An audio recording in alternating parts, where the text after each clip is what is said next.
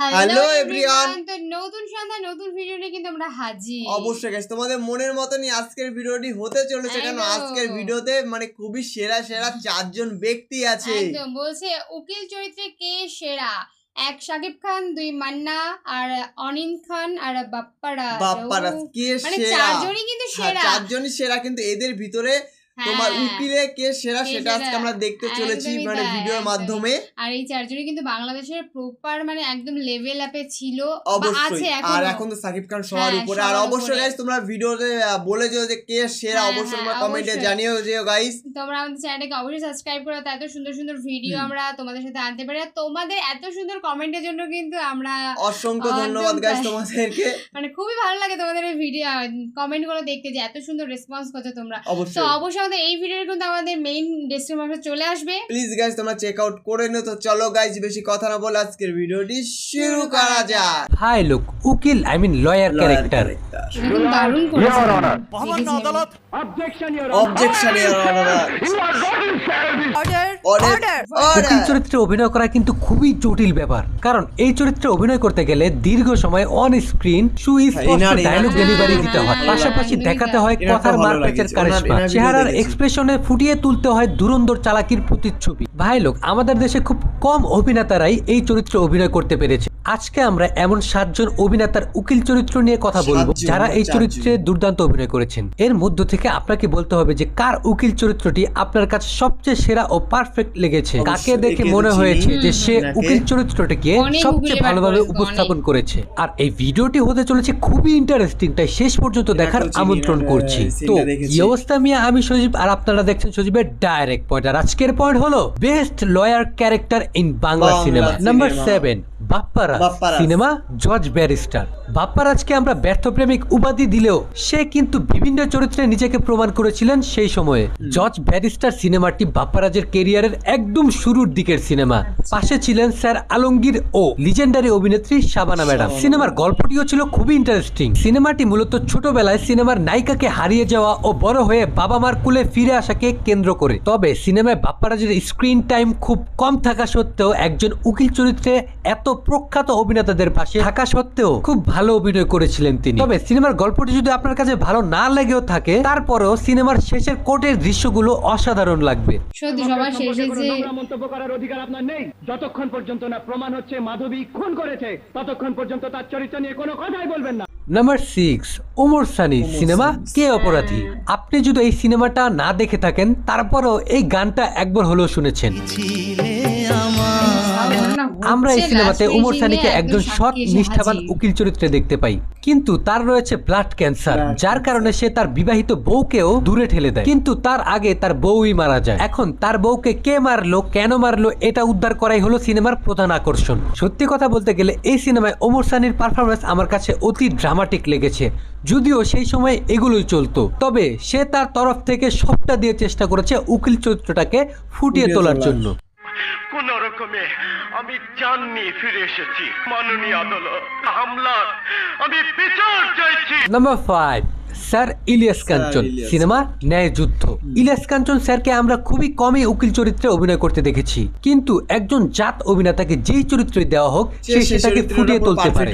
ন্যায় যুদ্ধ সিনেমায় আমরা বাবা ও ছেলের গল্প দেখতে পাই, যেখানে বাবাকে নির্দোষ প্রমাণ করার জন্য ইলিয়াস কাঞ্চন স্যার কোর্টে লড়েন। তবে তার প্রতিপক্ষ উকিল ছিলেন আহমেদ শরীফ। এই সিনেমার কোর্টের মধ্যে দুজনের লড়াই আপনাকে খুবই জমজমাট ও উপভোগ্য লাগবে। তবে কিছু সময় গেলে হয়তো ইলিয়াস কাঞ্চনের চেয়ে আহমেদ শরীফের উকিল চরিত্র আপনার কাছে বেশি দুর্দান্ত লাগতে পারে, যদিও তার চরিত্রটি negative. After all it is very good cinema.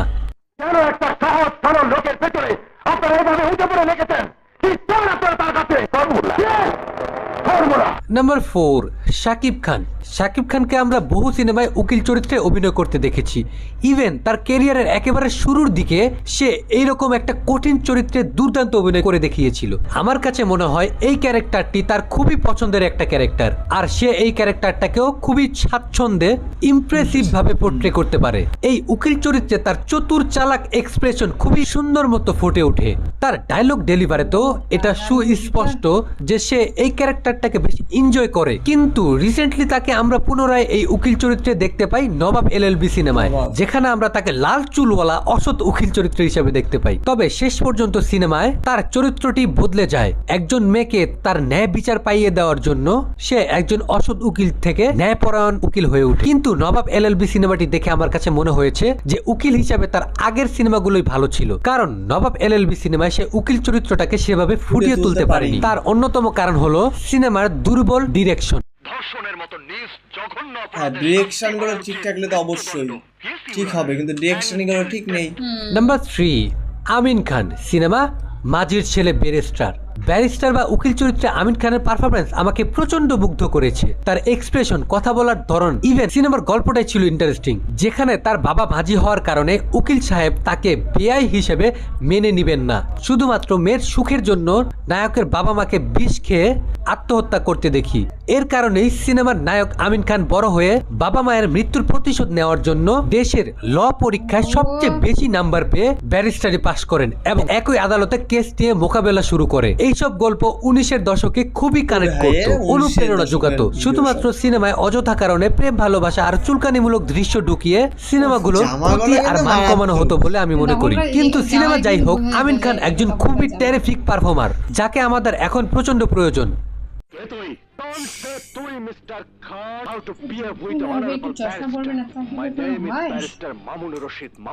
Number 2, মহানায়ক মান্না। এই লোকটাকে বলা চলে একজন অলরাউন্ডার, কারণ পুলিশ বলেন, সন্ত্রাসী বলেন, উকিল বলেন, সব জায়গায় 100 প্রত্যেকটা ক্যারেক্টারে একদম ফিট, একেবারে জীবন্ত করে তোলেন। যাকে কয়েকটি সিনেমায় আমরা উকিল চরিত্রে দেখতে পেয়েছি, তার মধ্যে উল্লেখযোগ্য সত্য মিথ্যার লড়াই, সত্যের বিজয়। দুটো সিনেমার মধ্যেই তার বিপক্ষে ছিল শক্ত প্রতিদ্বন্দ্বী, যথা আহমেদ শরীফ এবং রাজীব স্যারের মতো অভিনেতারা, কিন্তু টক্কর দিয়েছেন সমানে সমানে। সিনেমার গল্পগুলো ছিল দুর্দান্ত, লম্বা সময় কৌশলে আসামির কাছ থেকে সত্য বের করে আনার দৃশ্যগুলো আমার সবচেয়ে বেশি ভালো লাগতো। মান্না ছিল আমাদের জ্বলন্ত প্রদীপ, যা জ্বলে হুট করে নিভে গেছে। মানুষের সবচেয়ে বড় আদালত তার বিবেক। আজ আপনি এমন রায় দিন যাতে মানুষের মাঝে বিবেক আবার জেগে ওঠে। Number 1, sir legendary Alamgir. বাংলাদেশের উকিল চরিত্রে তাকে টক্কর দেওয়া একমাত্র ম্যাডাম শাবানা বাদে আর কেউ দিতে পারবে বলে আমার কাছে মনে হয় না। স্যার আলমগীরকে উকিল চরিত্রে বাকি অভিনেতাদের মধ্যে সবচেয়ে সেরা বলে আমি মনে করি, আর সম্ভবত সেই সবচেয়ে বেশি এই চরিত্রে অভিনয় করে দেখিয়েছেন। কোর্টের মধ্যে তাদের দৃশ্যগুলো দেখে মনে হতো আমি যেন কোর্টের মধ্যেই বসে আছি। তার কথা বলার ভঙ্গি ছিল একেবারেই মার্জিত, সুস্পষ্ট এবং কৌশলগত। দেখে মনে হতো সে যেন কোনো অভিনেতা নয়, সত্যি সত্যি একজন ব্যারিস্টারকে দেখছি। তাদের সময় সে ছিল বাংলা সিনেমার অভিভাবক। সিনেমা প্রাঙ্গণ ছাড়লেও তার সাবলীল অভিনয় এখনো বাংলা সিনেমার দর্শকদের মনে রয়ে গেছে। আপনি যেই ডালে বাস করে তার পাতায় থাকি আমি, আপনি যে স্কুলের ছাত্র তার হেডমাস্টার আমি।